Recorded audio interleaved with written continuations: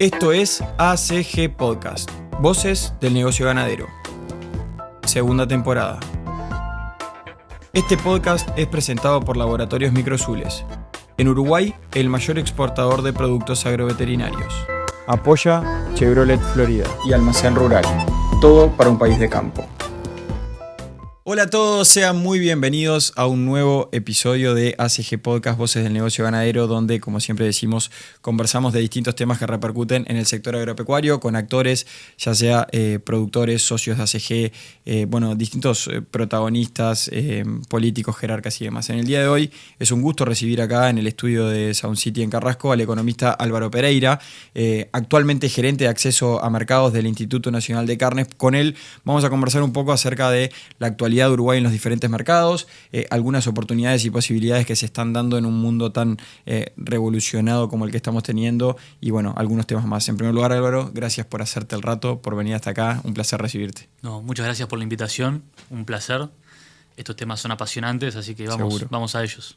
Antes de empezar a hablar, me gustaría preguntarte, vos empezaste a trabajar en INAC en algún momento, pero ¿tenés vínculo con el sector agropecuario anteriormente a eso por parte familiar o algo de eso o llegaste directo? No, cero vínculo familiar. Yo antes de trabajar en INAC hice un pasaje a una consultora económica y ahí tuve una pequeña exposición porque evidentemente los temas de agro son los temas económicos de este país. Entonces teníamos clientes de agro y fui entrando lentamente al tema, superficialmente. Después me fui a estudiar a España. Cuando vuelvo me pongo a buscar trabajo y terminé en INAC mandando currículum y conociendo el sector en ese momento, hace 9 años, y todavía sigo por acá. O sea que lo empezaste a conocer sobre la marcha. Exactamente. Haciendo y aprendiendo. Álvaro, bueno, hay muchos temas para conversar. Es una nota que veníamos conversando de hace bastante tiempo. El podcast da la posibilidad quizá de extendernos un poquito más que una nota radial, por ejemplo. En primer lugar, me gustaría preguntarte cómo ves, es una pregunta un poco amplia, pero cómo ves todo el mundo Trump, todas estas turbulencias que se han generado en las últimas semanas y este revoleo de aranceles hacia todos lados, la última noticia con lo de Brasil hace un par de semanas nada más. Y desde tu lugar en INAC y el estudio que haces de los mercados, ¿hasta qué punto uno se puede preparar para una situación que es tan volátil? ¿Cómo estás viendo todo ese tema? Bien, en primer lugar, como para poner un punto de referencia, hasta este año nosotros nos íbamos a dormir y nos despertábamos y los aranceles eran siempre los mismos.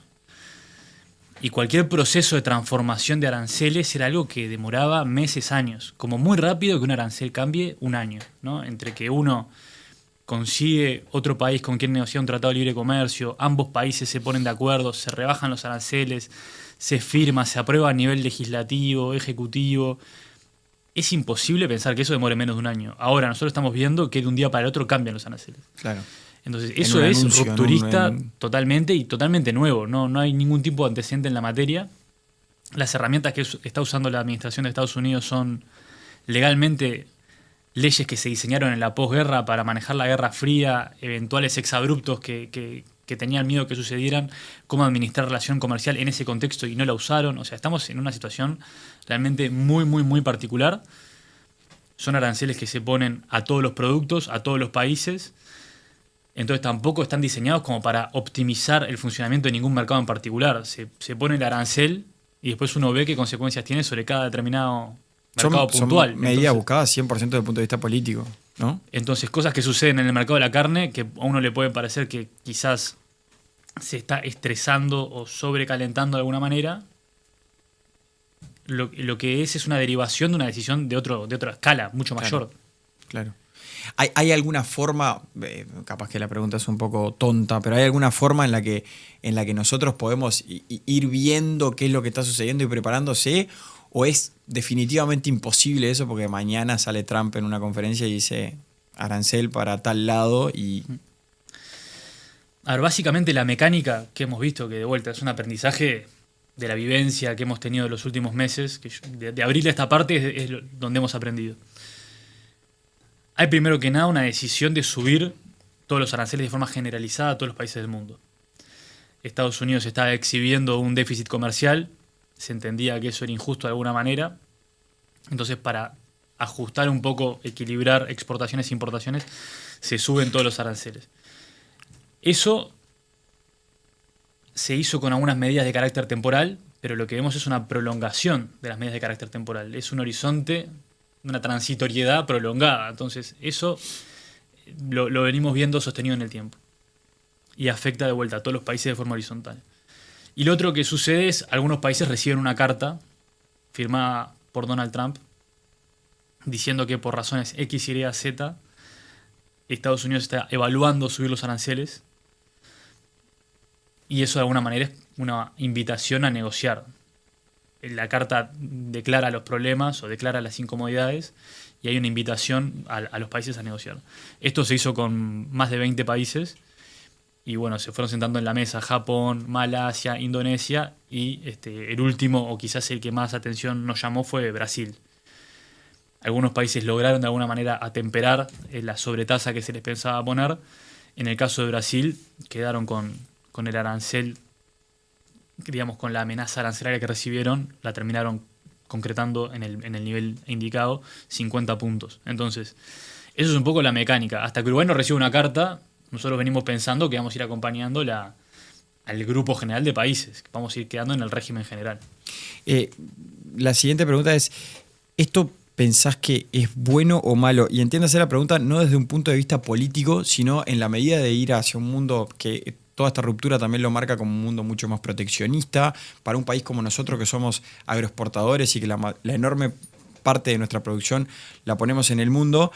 ¿Hasta qué punto eso puede ser una amenaza o hasta qué punto una oportunidad? En el entendido, por ejemplo, que mucha gente ha dicho, dentro del revoleo de aranceles ese, nosotros estamos aún en ese 10%, en ese bendito 10% que tiene el mejor acceso comparativo frente a otros países. Sí, el primer punto es que nosotros siempre vamos viendo que vamos quedando más en desventaja versus la producción doméstica, que es la que hace el 90% del consumo de carne en Estados Unidos. Entonces, cada vez que se suben los aranceles, vamos perdiendo contra ese 90%. Sí.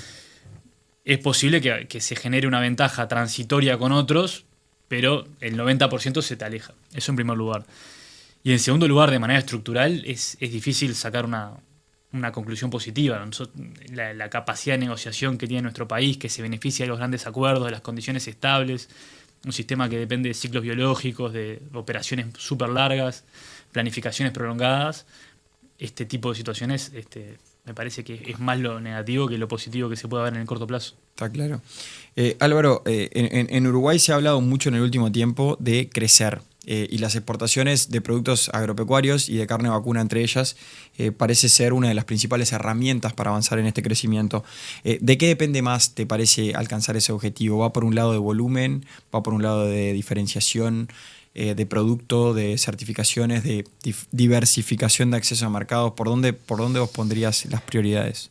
Bien, yo creo que hay dos agendas, ¿no? La primera es una agenda de volumen, de más terneros. Sin duda, cada ternero que nació en Uruguay se le encontró un destino. Entonces, desde ese lugar hay una mirada optimista hacia adelante de que los mercados están abiertos, los precios en los mercados son positivos, entonces todo lo que se va produciendo va saliendo de buena manera.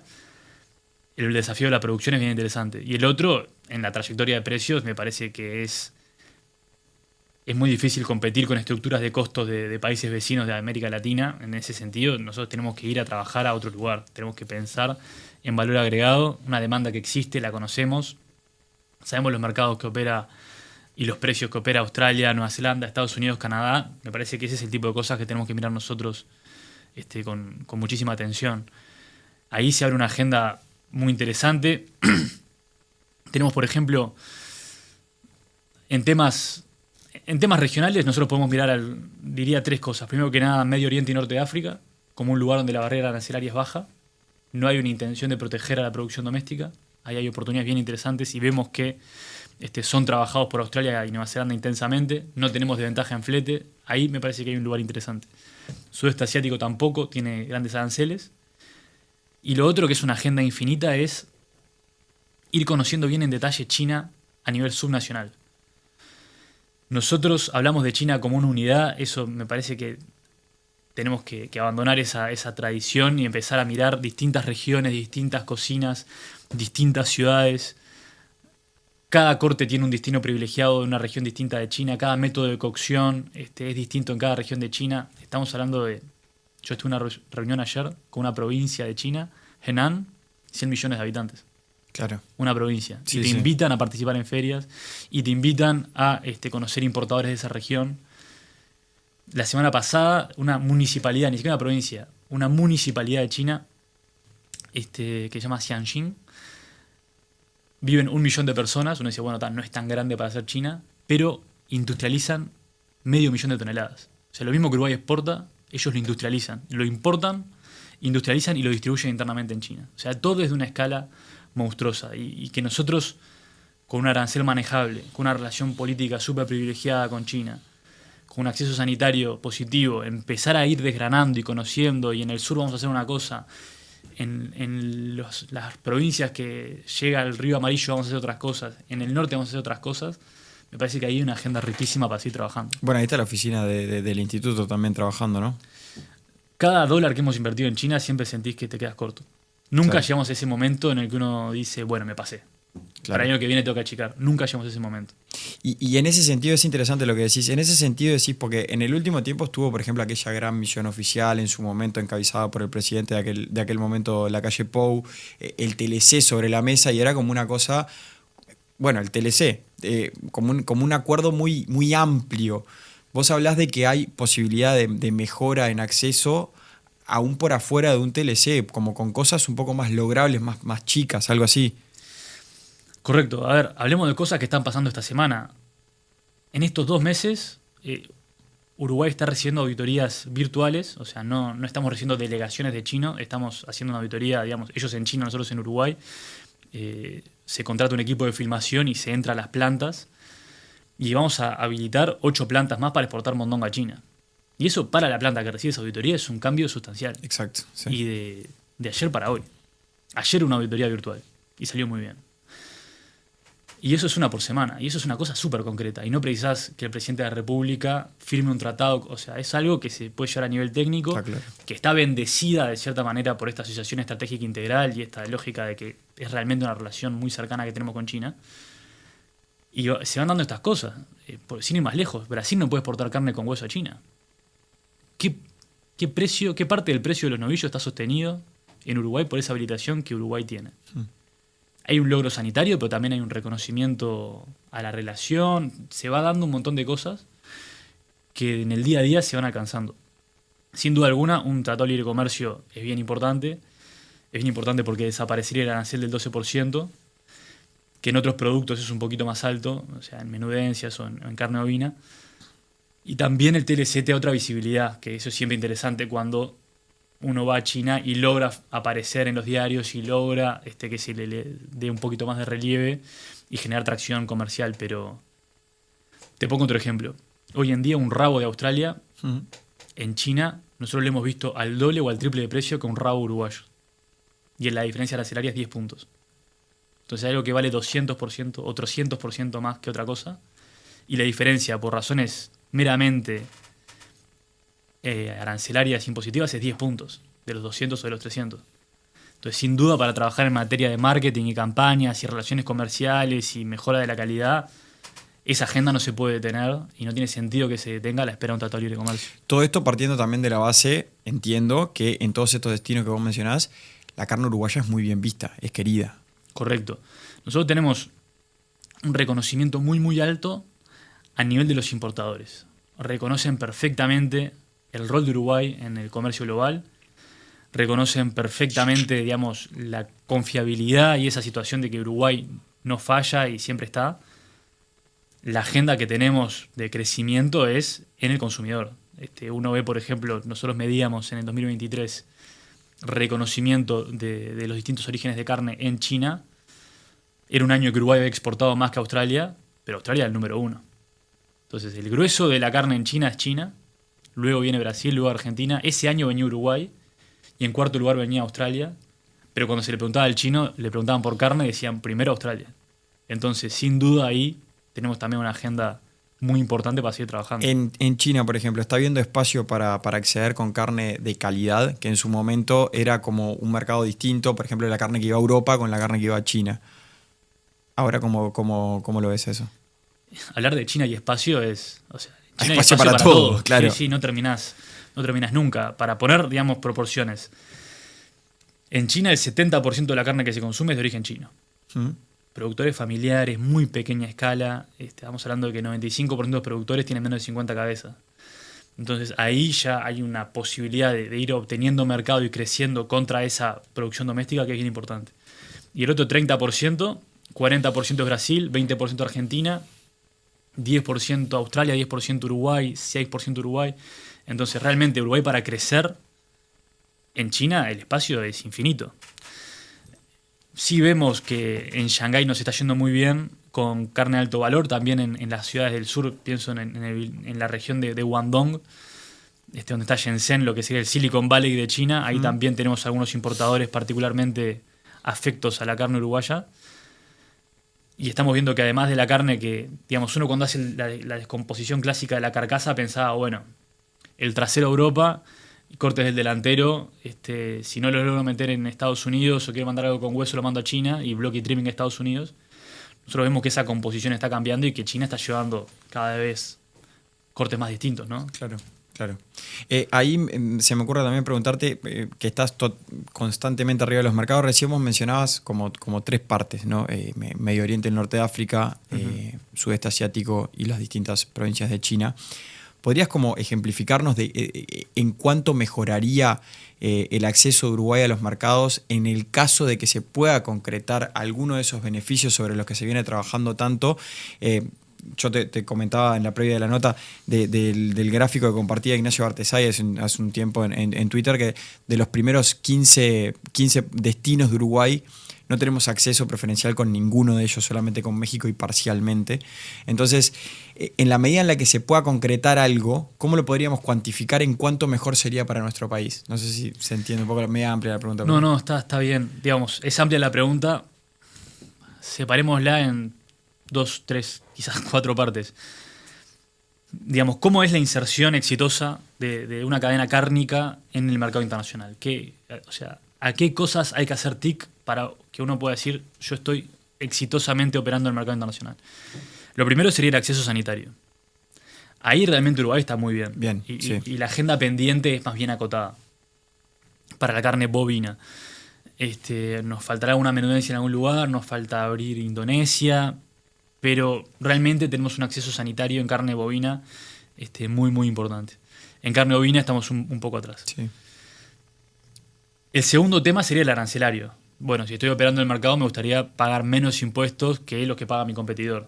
Y ahí realmente la agenda es muy importante, es lo que tú mencionabas anteriormente. Nosotros, si yo pienso cuál sería un mercado ideal para Uruguay, un mercado que calza como un guante, es Japón. ¿Cómo estamos en Japón? Con un arancel de 38%, claro, y Australia trabajando con 18, 16. Entonces, además de que estamos más lejos, además de que tenemos menos reconocimiento del consumidor japonés, al importador hay que convencerlo de que tiene sentido trabajar con una brecha arancelaria de 20 puntos en comparación con Australia o con Nueva Zelanda. Sí. Entonces ahí te pasa en Japón, te pasa en Corea, en Estados Unidos te pasa, te va pasando en distintos mercados que son bien interesantes. Por eso yo hablaba de Medio Oriente y Sudeste Asiático, que son lugares donde no tenemos esta desventaja arancelaria. Entonces está lo sanitario, que está bastante bien, está el arancelario, que hay oportunidades de mejora importantes. Después tenés otras normas técnicas, que ahí me parece que Uruguay juega un partido interesante porque es un partido parecido al sanitario, es un partido donde la confianza es importante, es un partido donde la trazabilidad es importante, donde tener sistemas de información robustos, donde tener un sector privado confiable es importante.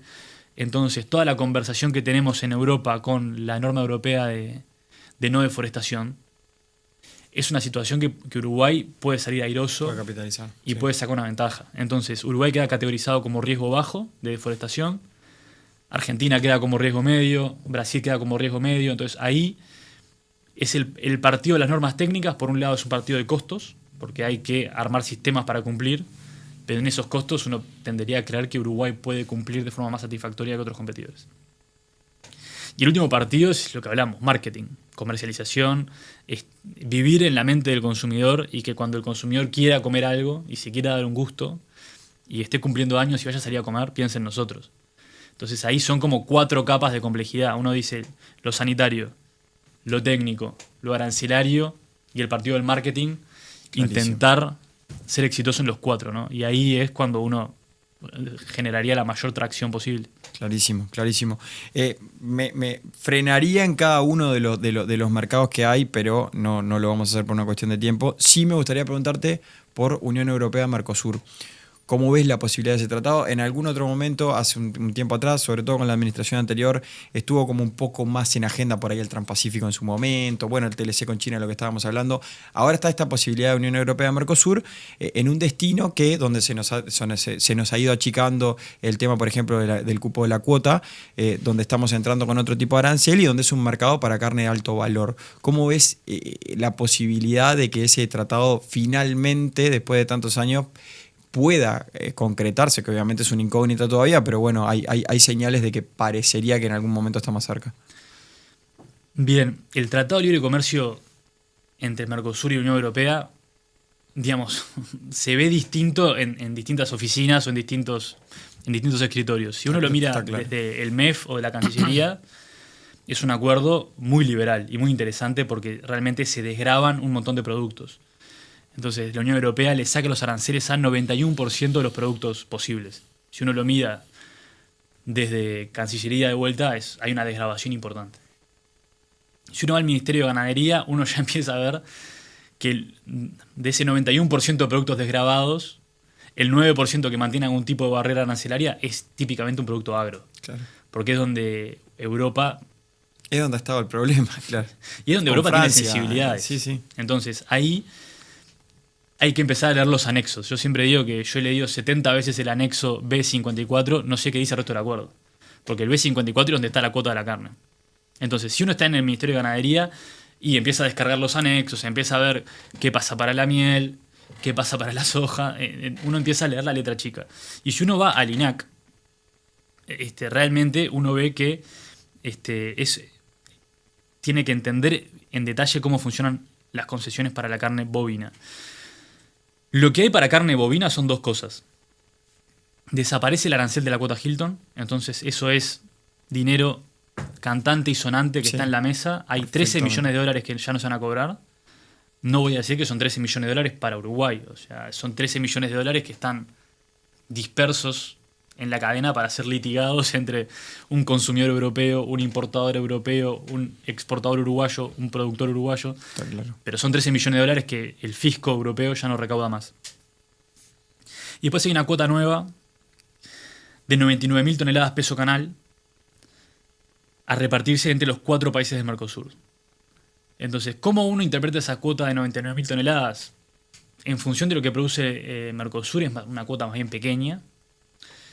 Si uno ve las cosas que ha entregado la Unión Europea, está en línea con concesiones que le han dado a otros países. Más bien uno ve que la Unión Europea cerró un acuerdo con Nueva Zelanda y le dio 10.000 toneladas. Entonces, no parece ser que la Unión Europea tenga un problema particular con el Mercosur y la carne, sino que tiene una sensibilidad particular con la carne y, bueno, a nosotros nos toca esta manifestación. 100.000 toneladas para todo el Mercosur, ¿cuánto le tocaría a Uruguay? Es una pregunta. Pero uno podría ser tan iluso de pensar se divide entre 4. Es una posición. Nosotros en su momento relevamos que había 14 formas distintas de repartirnos la cuota y si uno sigue pensando se le pueden ocurrir más. Mi jefe anterior siempre decía que le teníamos que repartir con las Copas América de cada país y ahí salíamos, no está tan mal eso. Salíamos bien parados. Bien.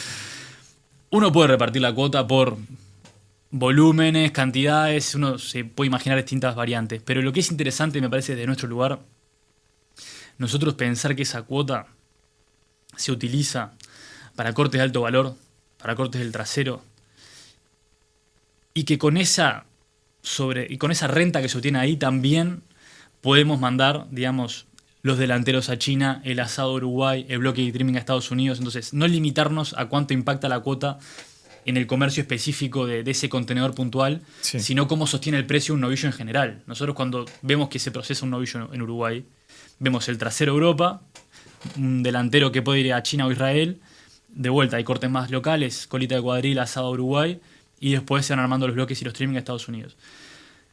Si uno tiene más destinos privilegiados para el trasero, que es donde uno ve los limitantes de las cuotas hoy en día, y se va agrandando los tamaños de las cuotas que se pueden operar para los traseros, pueden procesarse más animales también. Entonces ahí hay un efecto multiplicador del acuerdo de libre comercio interesante. Con Europa nosotros tenemos relaciones históricas, nosotros vemos que los negocios se pasan de abuelos a padres a hijos y hay una confianza muy profunda entre los actores comerciales. Y también vemos con muy buenos ojos que la cuota 481 nos ha desarrollado un mercado y hemos aprendido a hacer cosas distintas, pero también con la cuota 481 actuamos muy presionados en tema tiempos. Es una cuota que se abre con ventanas trimestrales, es una cuota que uno tiene arancel cero mientras uno la tiene disponible, pero pasan 4 o 5 días, la cuota se acaba y ya ese arancel pasa a 40%. Claro. Entonces el exportador uruguayo está presionado para exportar en tiempo y forma, no se puede pasar ni un día, eso pone presión en los corrales, pone presión en la compra del ternero. Es una cosa, digamos, que funciona como un reloj suizo y si se atrasa ya uno tiene que pagar sobre cuotas.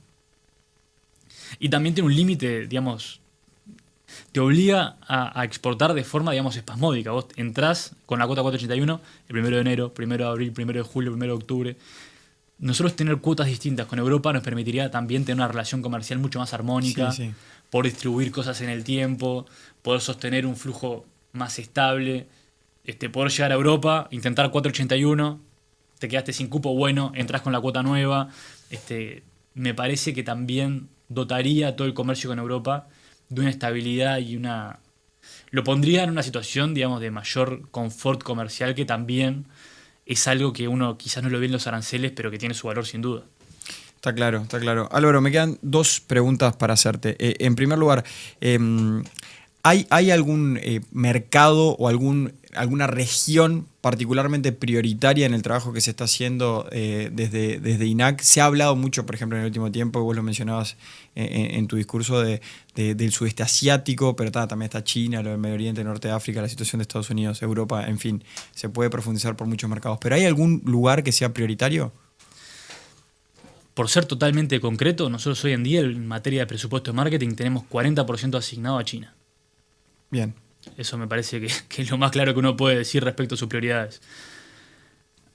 El Ministerio de Ganadería, INAC, hay un conjunto de acciones tendientes a abrir el sudeste asiático, pero lo cierto es que está en apertura. Nosotros si nosotros teníamos esta entrevista el año pasado, el único mercado abierto en el sudeste asiático era Singapur, que es un mercado de altísimo valor, pero lamentablemente un volumen más bien acotado. En diciembre se abrió Filipinas y nosotros en junio-julio se abrió Malasia. Todavía no salió el primer contenedor. Entonces, decirte que el sudeste asiático es prioritario, me quedo corto, porque estamos empezando con las aperturas. Bueno, vos, perdón que te interrumpa, recién mencionabas lo de Indonesia, por ejemplo. Indonesia, si no me equivoco, estoy diciendo de memoria, son 280 millones de habitantes, ¿no? Algo así. O sea, correcto. Con Indonesia es el más grande de la región. Tenemos el reconocimiento para el cumplimiento del rito religioso. Nos falta el reconocimiento sanitario. Y de vuelta, ahí uno tiene una confianza ciega en lo que Uruguay hace en materia sanitaria y que uno puede tener ese mercado operativo. Ahí también se tienen que dar esas sintonías políticas de que Indonesia, digamos, pose la mirada sobre Uruguay y diga, bueno, yo mando a mis veterinarios y abro. Además de ser un tema técnico, evidentemente es un tema político y vincular y diplomático. Claro. Con Indonesia todavía eso no se ha dado.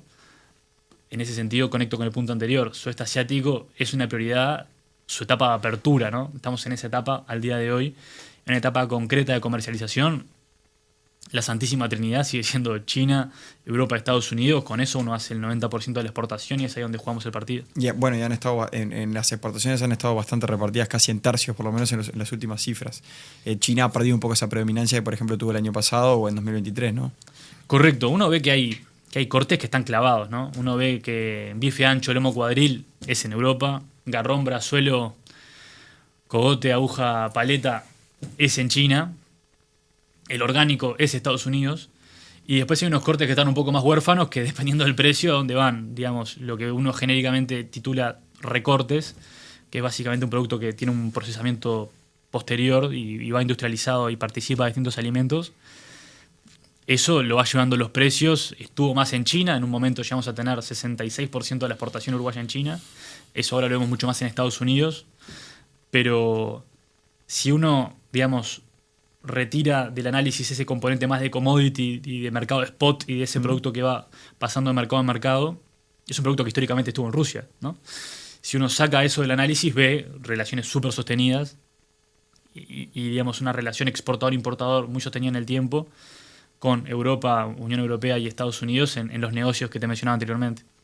La última, que seguramente da para charlar mucho más, pero al menos pedirte un concepto. Ustedes que están todo el tiempo estudiando el tema de los hábitos de consumo, en los últimos años ha venido un montón de tendencias que antes no estaban tan presentes, como por ejemplo el veganismo, como por ejemplo la carne artificial, como por ejemplo muchos mercados que, bueno, que quizá sé que son nichos de alto valor, pero te compran en cuanto y tanto empiezan a fijarse certificaciones, carne carbono neutra. ¿Algún concepto de cómo ves ese cambio de tendencia, hacia dónde puede ir, o al menos por dónde están empezando a laburarlo desde INAC? Bien, nosotros objetivamente cuando vemos algunos datos, vemos datos de, por ejemplo en Uruguay, de estabilidad respecto a los datos de veganismo. Eso en primer lugar. Países donde uno vea un retroceso en la cantidad de consumo por habitante son muy pocos. Y son muy pocos y están en Europa. Estoy pensando en países escandinavos, que uno dice, bueno, yo sistemáticamente veo una tendencia sostenida de 5 años donde efectivamente las personas por persona consumieron menos carne. Bien.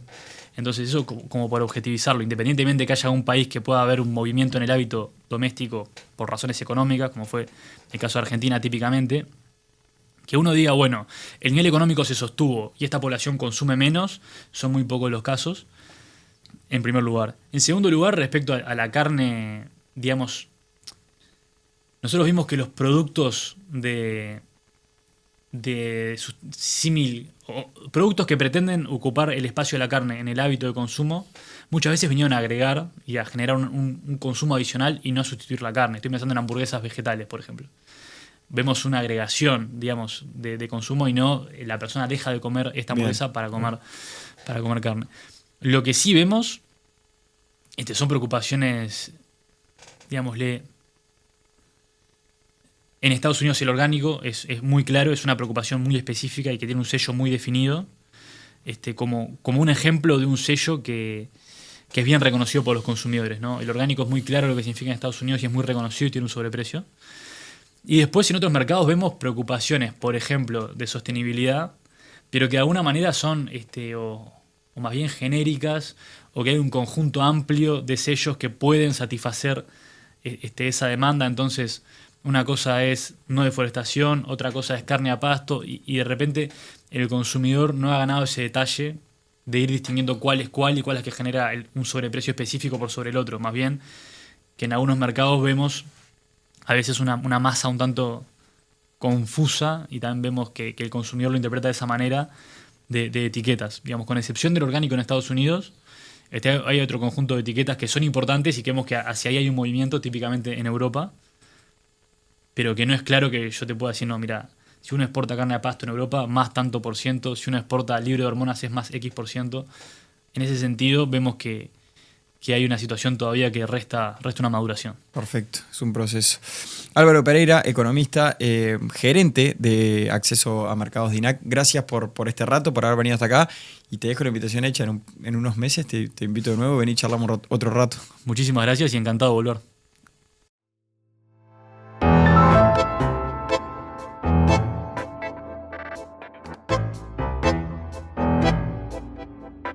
Este podcast es presentado por Laboratorios Microsules. En Uruguay, el mayor exportador de productos agroveterinarios. Apoya Chevrolet Florida. Y Almacén Rural. Todo para un país de campo.